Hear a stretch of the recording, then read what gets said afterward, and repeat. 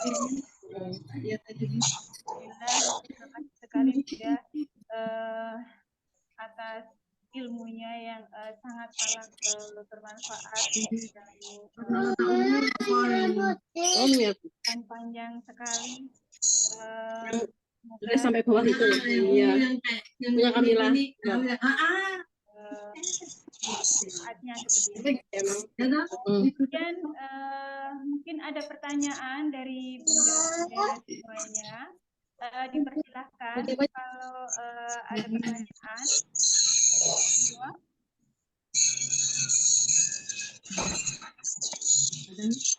Iya, sering.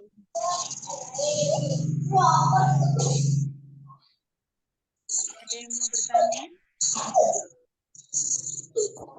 Suara Ustazah Karmila kayaknya kurang terdengar kalau di saya ya. Lebih banyak suara yang lain begitu ya yang terdengar. Jadi tidak clearly ya.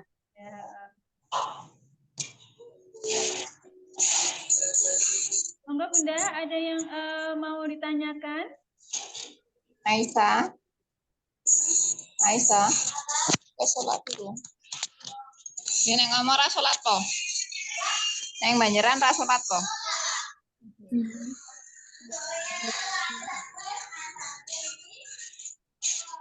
Ya. Monggo Bunda, ada yang mau ditanyakan? Silakan, masih ada waktu. Mungkin ada yang mau tanyakan. Tanda. Aliza. Monggo. Ada yang mau ditanyakan kepada Ustazah Aliza?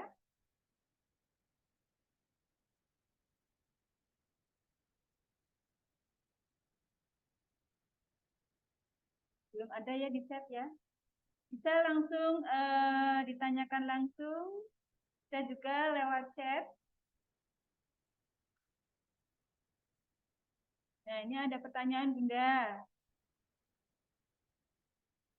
Bagaimana rambu-rambunya agar kita tidak menjadi racun bagi anak kita? Nah, itu.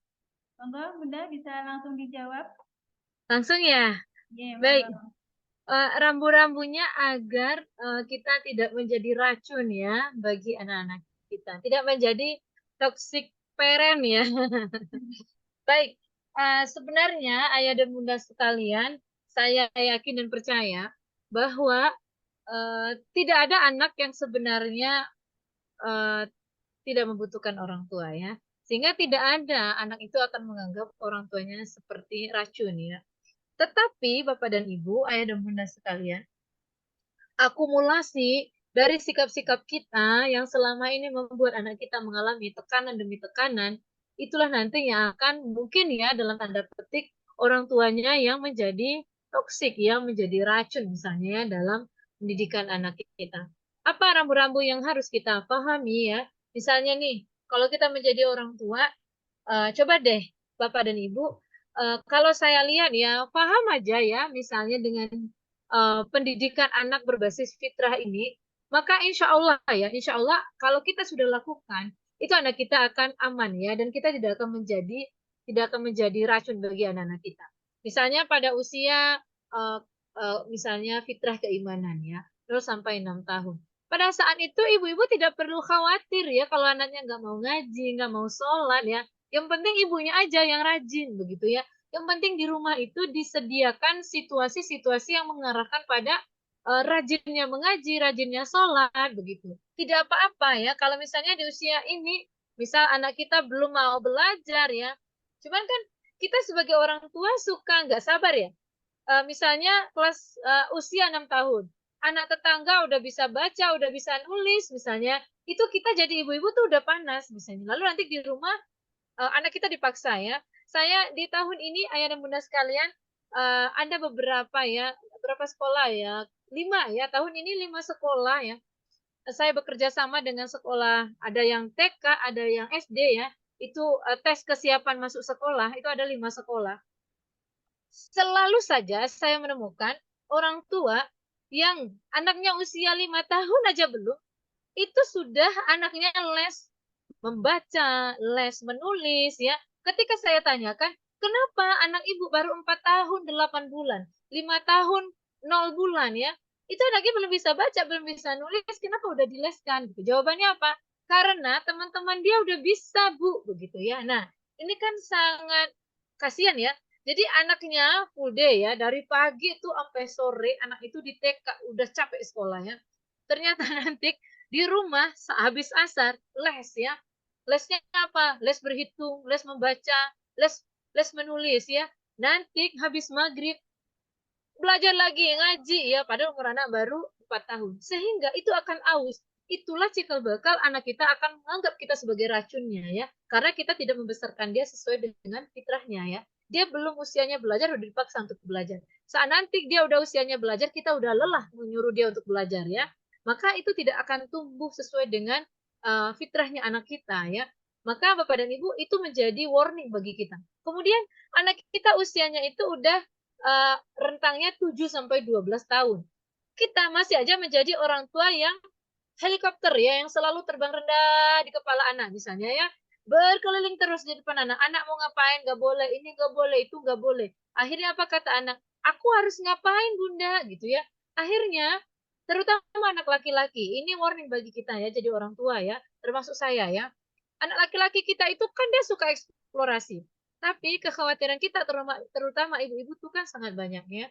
Khawatirlah anaknya kayak gini, anaknya kayak gitu, lalu anaknya diberikan banyak sekali batasan-batasan. Akhirnya dia karena udah lelah menghadapi orang tuanya, dia pasrah. Bahkan kalau kita tanya, nak kamu mau pakai baju apa? Terserah bunda aja lah kata dia ya. Nak kamu mau makan apa? Terserah bunda aja lah. Kenapa? Karena dia selama ini pendapat dia tidak pernah kita dengar begitu ya. Maka itu cikal bakal kita akan menjadi toksik bagi anak-anak kita ya. Dia udah kehilangan apa namanya kepercayaan dia terhadap dirinya bahwa dia adalah seseorang yang mampu ya. Nah, dan masih banyak lagi yang lain ya. Sehingga rambu-rambunya apa? Nah, rambu-rambunya adalah ayah dan bunda, didiklah anaknya sesuai dengan fitrahnya. Itulah rambu-rambunya. Jadi kalau anaknya egosentris misalnya ya, di usia 6 tahun, terus dia masih gak mau berbagi mainan, gak mau memberikan misalnya pulpen dia kepada masnya, jangan dipaksa ya. Jangan dipaksa dia untuk memberikan. Ya biarin aja. Karena kita sudah katakan ini untukmu. Nah kalau untukmu kamu bebas.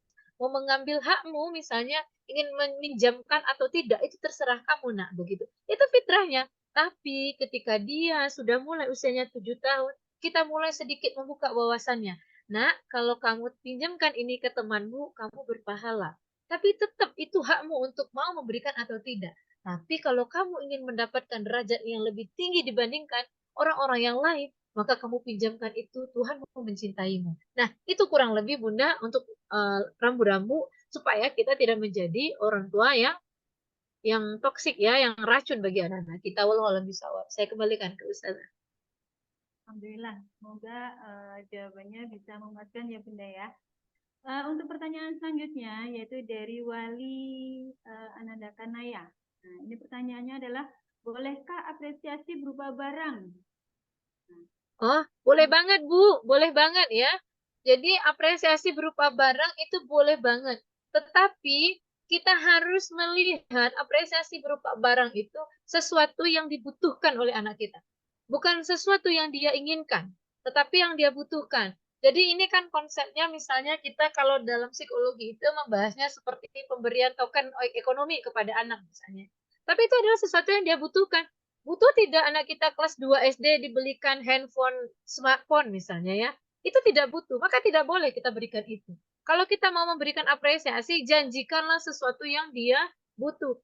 Kamu udah kelas 2, nak, sepertinya sepedamu perlu diperbesar. Kalau kamu, insya Allah sebulan ini tertib bangunmu pas azan subuh, Bunda belikan kamu bulan depan sepeda yang ukurannya lebih tinggi dibandingkan yang ini karena kakimu tambah panjang. Itu dibolehkan, bahkan itu dianjurkan ya. Sesuatu yang dibutuhkan oleh anak itu dianjurkan banget memberikan apresiasi. Tetapi sesuatu yang hanya keinginannya aja, misalnya di rumah mainannya mobilan aja udah 2 kontainer misalnya ya. Terus dia pengen lagi tuh temannya punya mainan yang baru, kan udah nggak penting ya, udah nggak butuh. Maka saat itu jangan pernah menjanjikan sesuatu yang anak kita tidak butuh. Wallahu alam, itu mungkin Ustazah, saya kembalikan. Alhamdulillah. Untuk pertanyaan selanjutnya, Bunda. Ini ada wali dari Mbak Naira. Assalamualaikum Ustazah. Untuk anak usia TK, bagaimana cara mengetahui bakat potensi anak? Oke, jadi sebenarnya tidak sulit Bapak dan Ibu. Jadi usia TK itu kan baru berkembang ya, apalagi TKA ya, baru usianya 4 tahun ya. Jadi bakat itu baru berkembangnya itu di usia 4 tahun. Baru clearly, baru terlihat jelas itu di usia 12, 13 atau usia 14 tahun ya. Sehingga misalnya kalau Bapak dan Ibu ingin memeriksakan ke psikolog bagaimana memeriksa bakat anak itu, maka disarankan setelah usia dia 10 tahun ya. Tetapi bukan tidak ada sejak awal masa kehidupannya di usia 4 tahun itu sudah ada. Bagaimana caranya kita mencirikan bahwa anak kita berbakat pada itu? Yang pertama adalah Bapak dan Ibu lihat tuh ekspresi wajahnya. Apakah dia menunjukkan wajah yang senang ketika melakukan aktivitas itu? Kemudian apakah matanya berbinar ketika dia membicarakan satu aktivitas? Kemudian yang berikutnya adalah apakah muncul keinginan dia untuk mengulang kembali aktivitas itu? Nah, 3 itu aja kalau kita lihat, oh ternyata dia memenuhi itu, mungkin bakatnya di situ, ya. Maka karena itu usia ini berikan dia kesempatan untuk mengeksplorasi sebanyak-banyaknya. Sehingga kita perlu ya, kalau saya punya jurnal untuk anak saya ya. Jadi misalnya saya ajak main ke taman pintar. Mainan apa yang dia terlihat paling excited, itu checklist. Oh, ternyata sekarang dia paling excited itu di mainan ini gitu ya. Terus kemudian kita ajak dia misalnya bermain ke water park misalnya. Oh, ternyata main ke water park itu anak saya yang bagian itu nggak begitu suka. Maka kita checklist. Saya melakukan itu selama 2 bulan, 3 bulan. Nanti di akhir kita buat kesimpulan. Kayaknya kamu bakatmu di sini dan ini yang paling kamu bahagia melakukannya. Coba deh bagian ini yang kita asah. Nah, itu sudah bisa dimulai sejak usia anak kita 4 tahun. Walau alam, saya kembalikan ke sana. Alhamdulillah. Semoga puas ya Bunda ya. Masih ada waktu ya Bunda ya? Manut. Iya, ini masih banyak sekali pertanyaan Bunda. Masya Allah, ini Bunda-Bunda ini kayaknya semangat sekali, antusias sekali. Untuk pertanyaan selanjutnya yaitu bagaimana mengapresiasi anak usia dini dalam hubungannya dengan kedisiplinan. Nah, itu Bunda, monggo. Bagaimana mengapresiasi anak usia dini dalam hubungannya dengan kedisiplinan? Baik, Bapak dan Ibu. Nah, ini yang saya maksudkan tentang pendidikan berbasis fitrah ya. Jadi, anak-anak, kapan anak itu harus disiplin ya? Itu setelah dia berusia 6 tahun. Adapun sebelum usia dia 6 tahun itu baru dikenalkan dengan kedisiplinan ya.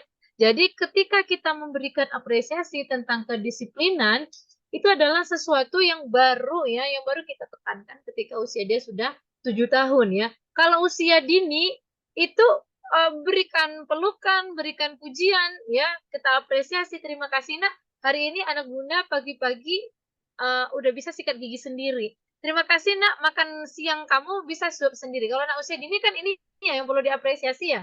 Oh, terima kasih nak, hari ini kamu tidur tidak lagi menangis. Nah, itu sudah apresiasi Bapak dan Ibu. Sehingga kedisiplinan misalnya kita bikin role ya di rumah kita ada role. Oh, kamu tidurnya jam 8 ya. Nah, ketika kita katakan ini angka 8 begitu, maka jam 8 kamu sudah tidur. Ketika dia sudah mau mengikuti itu, lalu berikan dia apresiasi. Tidak memaksa, itu baru mengenalkan ya di usia sebelum 6 tahun. Tapi ketika dia sudah usia 7 tahun, setelah itulah baru kita menanamkan kedisiplinan yang agak sedikit lebih serius dibandingkan usia sebelumnya. Walau alam, itu mungkin Ustazah. Enggak amat saja biarin aja. Ini karena saya itu sering kadang-kadang kalau pas jalan-jalan itu saya nggak. Ini suara Ustazah Karmila tidak terdengar ini kami urus. Oh ya, maaf. Ya, monggo ada yang mau bertanya langsung mungkin silakan, nanti ada door prize. Masya Allah. Monggo Bunda, ada yang mau bertanya langsung sama Bunda Alisa boleh? Silakan yang mau bertanya langsung.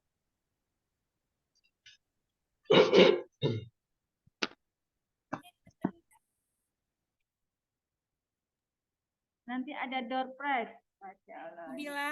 Ya, monggo. Ya, Bu. Halo. Waalaikumsalam. Bali Fidel. Waalaikumsalam warahmatullahi wabarakatuh.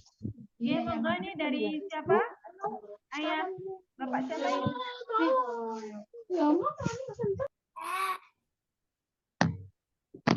Monggo silakan Pak.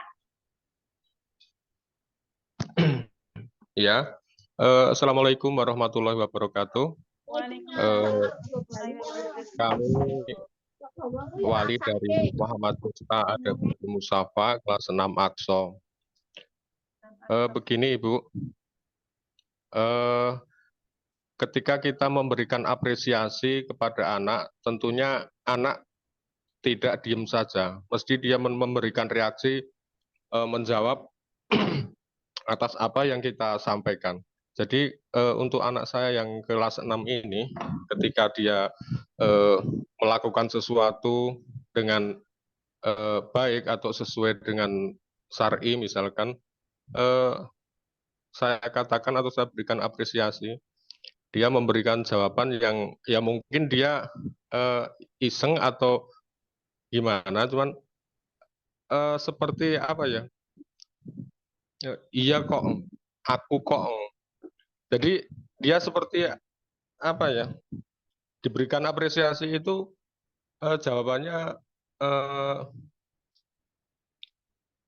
jadi dia merasa aku kok, jadi gitu loh. Itu bagaimana mencikapi anak yang ketika kita beri apresiasi, dia justru memberikan reaksi balik yang mereka berbangga dengan dirinya sendiri gitu. Kalau enggak, dia mengatakan, ah ya lebih kan, seperti itu. Itu bagaimana Us? Terima kasih. Assalamualaikum warahmatullahi wabarakatuh.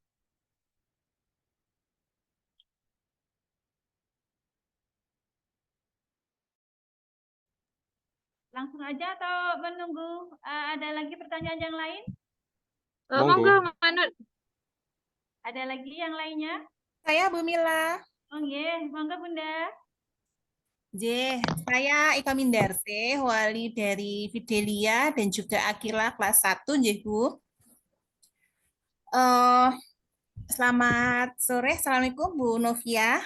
Waalaikumsalam warahmatullahi. Terima kasih sekali untuk ilmu yang sudah diberikan pada hari ini, sangat luar biasa dan kami sangat mengapresiasi. Kemudian saya ingin bertanya berkaitan dengan apresiasi, Bu. Jadi saya keluarga kami, saya dan suami terutama itu memberikan contohnya apa ya, HP begitu deh. HP itu pada usia 12 tahun dan itu sudah komitmen tidak boleh punya HP meskipun pada waktu itu pandemi dan harus menggunakan HP. Tapi punya HP itu nanti setelah usia 12 tahun begitu. Dengan perjanjian kalau punya HP menggunakan seperlunya dan lain sebagainya seperti itu dan anak setuju. Nah, pada saat kemudian diberikan HP tentu banyak sekali aplikasi-aplikasi yang mungkin seperti saat ini kan luar biasa sekali pengaruhnya. Nah, kadang anak itu menjadi apa ya? Karena itu memang hiburan gitu nggih. Jadi kadang lupa dengan tugas utamanya seperti itu. Nah, untuk menghadapi anak yang seperti ini agar kembali ke awal atau kembali ke sebelumnya bahwa tugasnya itu adalah apalagi kelas 6 itu banyak sekali seperti itu tanpa paksaan.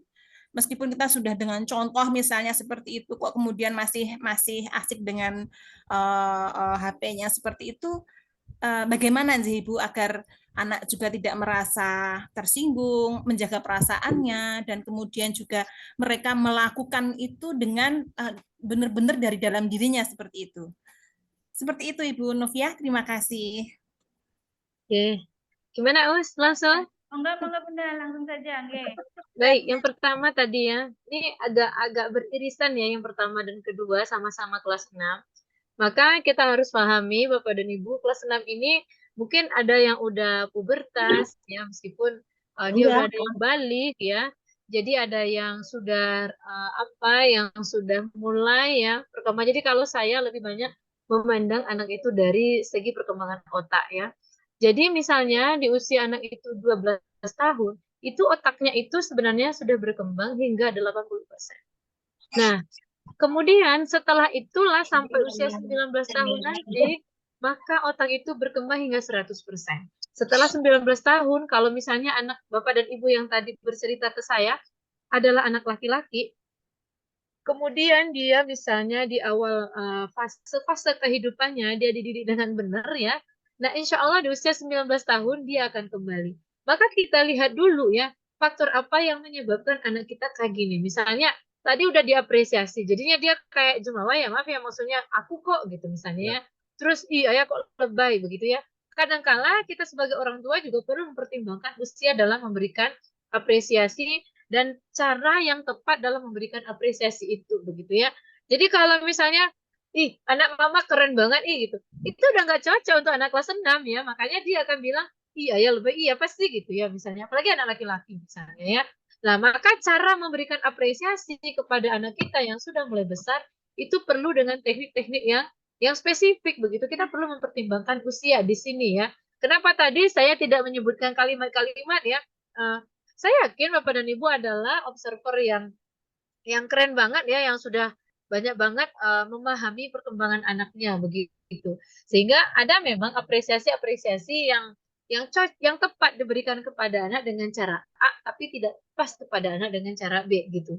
Maka tugas kita sebagai orang tua yang pertama itu adalah mengenali dulu anak kita itu tipenya itu kayak apa begitu ya.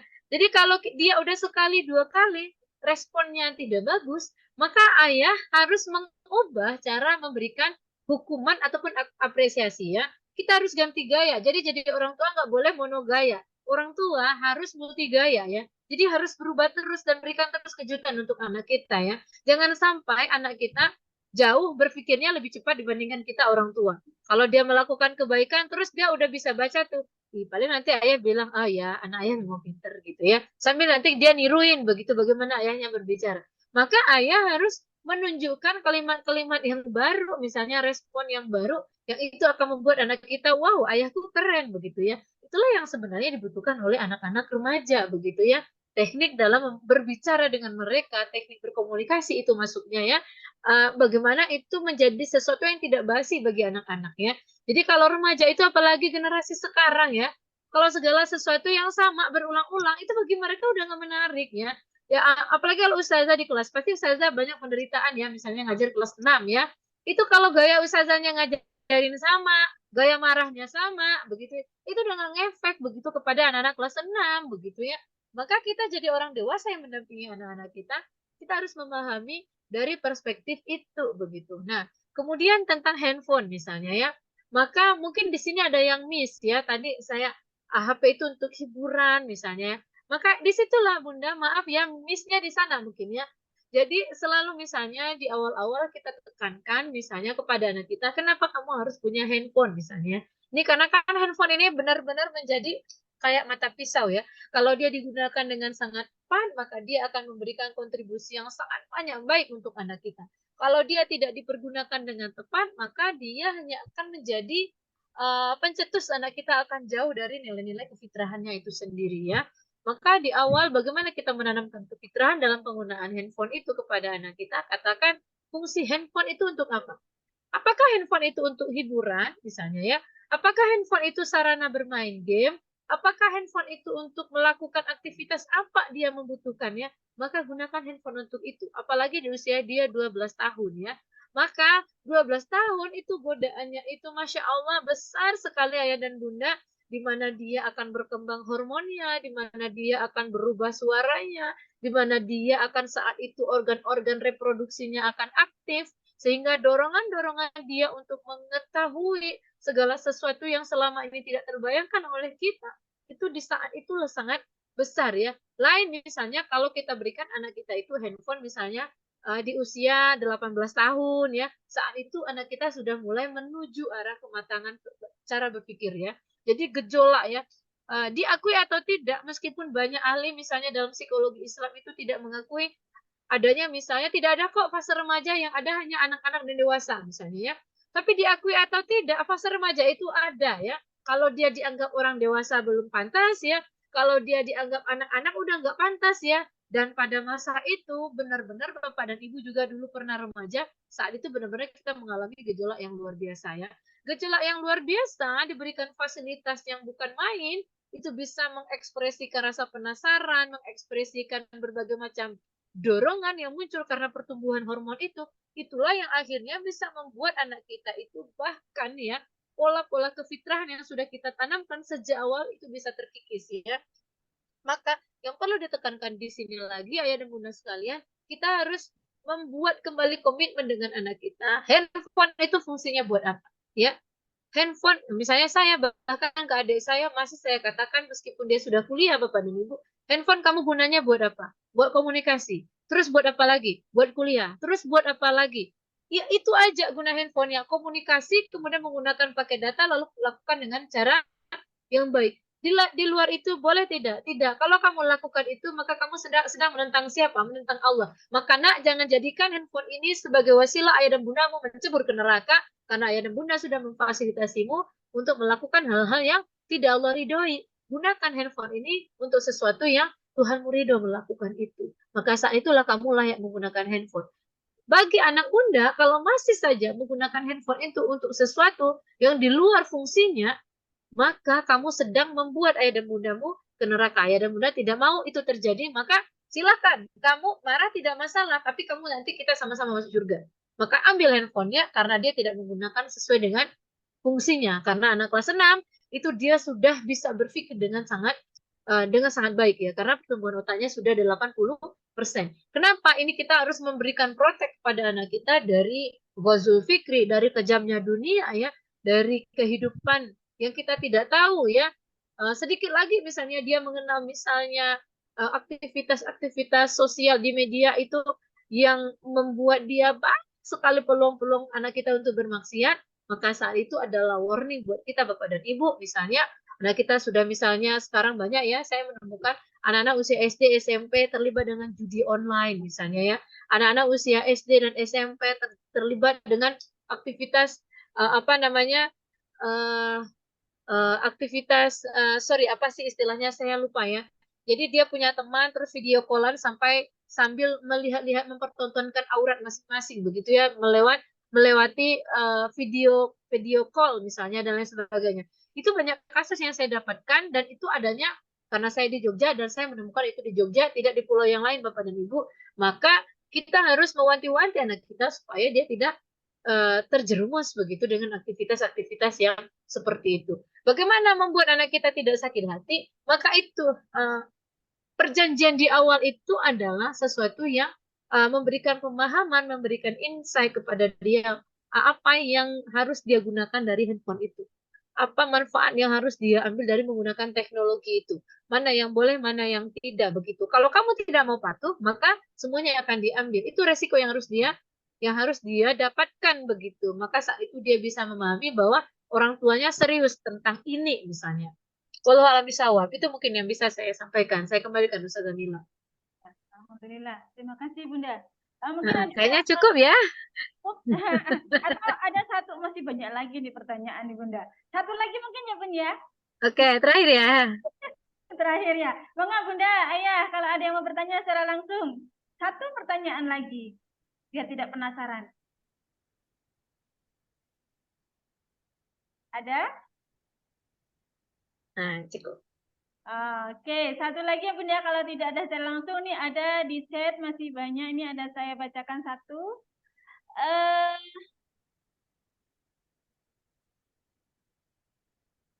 Sebentar. Orang tua maunya anaknya mempunyai prestasi saat anak sudah diarahkan, tetapi tidak mau atau belum berbakat. Apa yang harus dilakukan? Itu Bunda mungkin. Yang mana nih? Oh ini, orang tua maunya anak mempunyai prestasi saat anak sudah diarahkan, tapi tidak atau belum berbakat, apa yang harus dilakukan? Maka Bapak dan Ibu, ini yang tadi saya berikan penekanan tentang perkembangan fitrah pendidikan ya, fitrah belajar ya. Pada fase-fase usia 7-12 tahun, anak kita kalau bisa itu kita harus selektif membiarkan dia untuk ikut kompetisi ya. untuk ikut dia perlombaan, untuk ikut kejuaraan dan lain sebagainya. Kita harus kenal dulu tuh anak kita benar-benar ya. Nah, kalau kita misalnya udah lesin anaknya menari, ternyata bakatnya nggak di situ.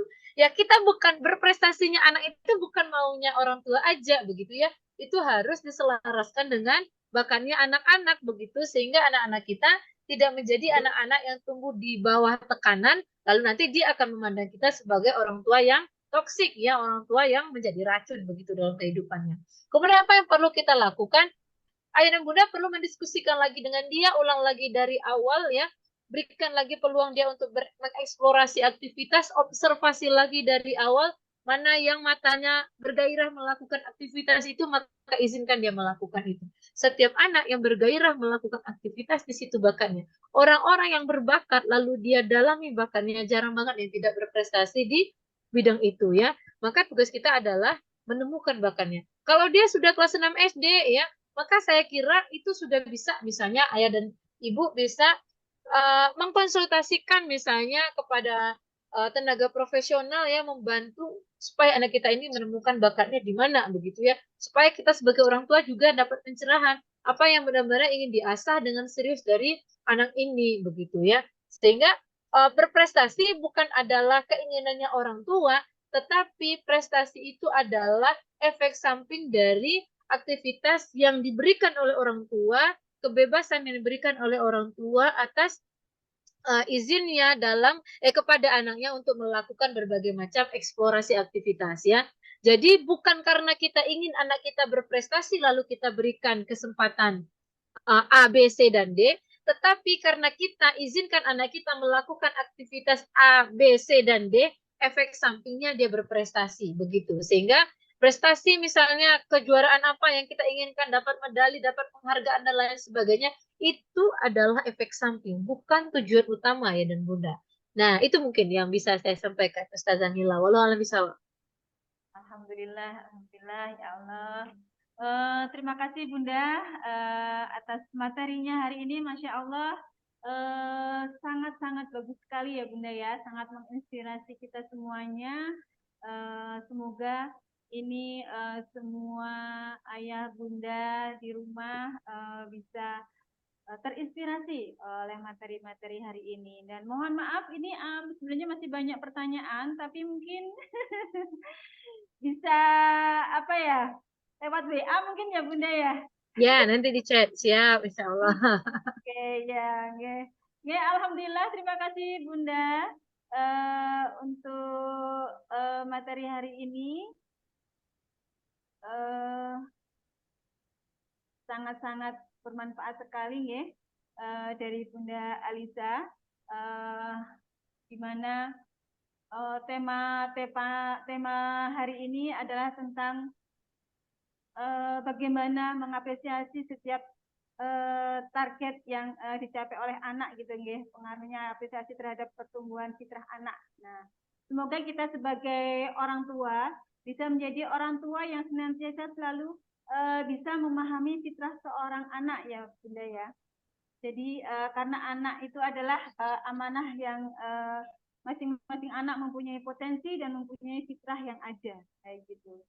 Kita juga semoga bisa memahami segala kekurangan dan kelebihan dari anak-anak kita dan kita tidak pernah menjustifikasi anak kita ya. Kita senantiasa selalu mengapresiasi kepada anak apapun perkembangan atau prestasi dari aktivitasnya sehari-hari ya gitu ya Bunda ya. Oke, terima kasih Bunda atas materinya hari ini. Semoga nanti ke depan kita bisa bertemu kembali ya Bunda ya. Kayaknya masih kurang ini kayaknya. Insya Allah. Alhamdulillah materi kita hari ini sudah selesai. Untuk acara selanjutnya kami lanjutkan yaitu lain-lain. Amin ya Us, afwan ya Us. Pamit dulu. Pamit ayah bunda, maaf bila ada yang tidak berkenan. Assalamualaikum. Waalaikumsalam warahmatullahi wabarakatuh. Terima kasih Bunda. Warahmatullahi wabarakatuh. Terima kasih Bunda. Bisa buat kirim kok. Untuk acara selanjutnya, yaitu lain-lain, mungkin ada yang mau disampaikan sama Bu Rizky? Ada yang mau menambahkan lain-lain, monggo Bu Rizky? Nanti tuh apa Kertanegara tuh ya Monggo Bu Rizky, ada lain-lain nggak?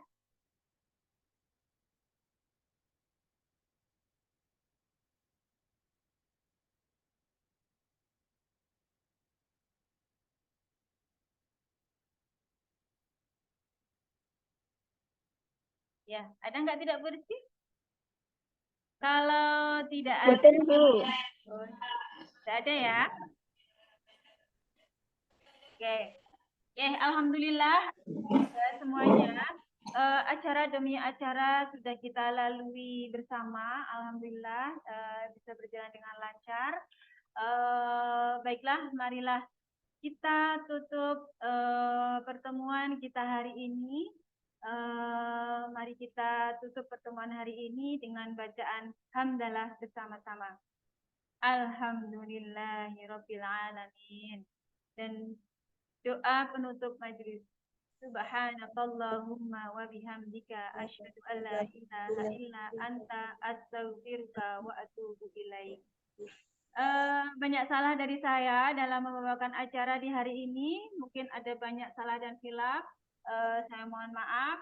Saya akhiri. Assalamualaikum warahmatullahi wabarakatuh.